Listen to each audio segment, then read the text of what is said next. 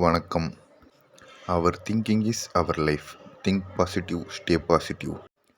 எப்பொழுதும் மகிழ்ச்சியாக இருங்கள். நன்றி செலுத்துங்கள். நம் எண்ணங்களே நம் வாழ்க்கை. எப்பொழுதும் அதில் தெளிவாக இருங்கள். தைப்பொங்கல். பொங்கல் பற்றிய கதைகள் பல இருந்தாலும் பொங்கல் தமிழர்கள் பாரம்பரியமாக கொண்டாடி வரும் ஒரு திருவிழா என்று சொல்லலாம். அந்த திருவிழா உலகம் முழுவதும் உள்ள தமிழ் மக்களால் சந்தோஷமாக கொண்டாடும் ஒரு மாபெரும் விழா. பொங்கல் காலங்களில் கிராமங்களில் விழாக்கோலம் பூத்திருக்கும்.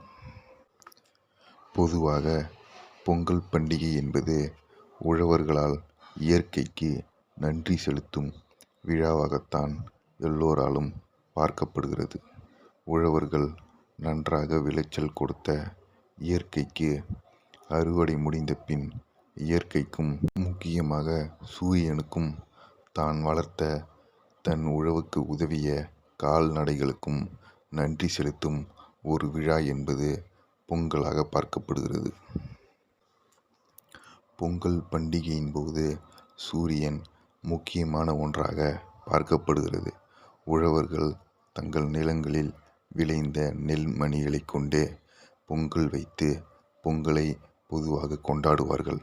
நன்றாக விளைச்சல் கொடுத்த இயற்கைக்கும் சூரியனுக்கும் நன்றி செலுத்த சூரியன் உதித்த பிற்பாடு சூரியன் நன்றாக தெரியும் இடத்தில், சூரிய ஒளி நன்றாக படும் இடத்தில் புதிய அடுப்பு கட்டி பொங்கல் வைத்து அந்த பொங்கப்பானையில் பால் பொங்கி வரும்போது பொங்கலோ பொங்கலோ பொங்கலோ என்று குடும்பமாக ஒன்று சேர்ந்து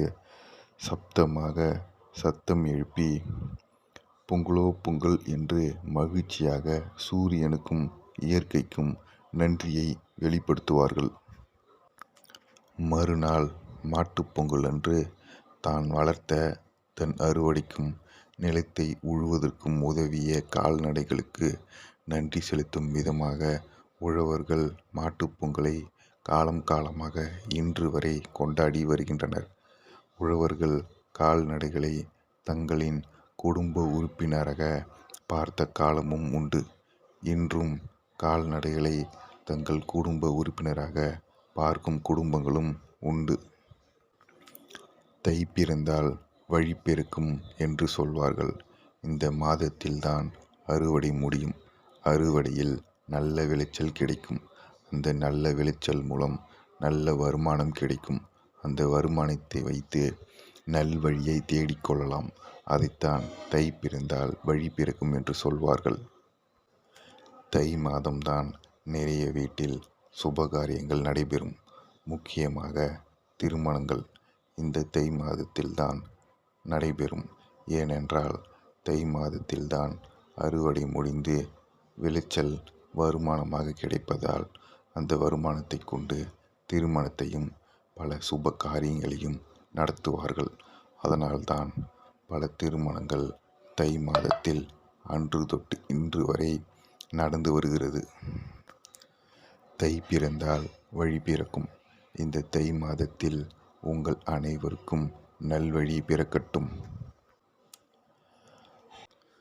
அனைவருக்கும் தமிழர் திருநாள் பொங்கல் நல்வாழ்த்துக்கள்.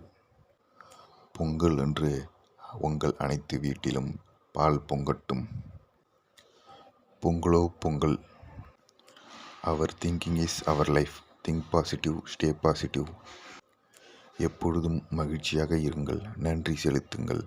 நம் எண்ணங்களே நம் வாழ்க்கை. எப்பொழுதும் அதில் தெளிவாக இருங்கள். நன்றி. வாழ்க நலமுடன் வளமுடன்.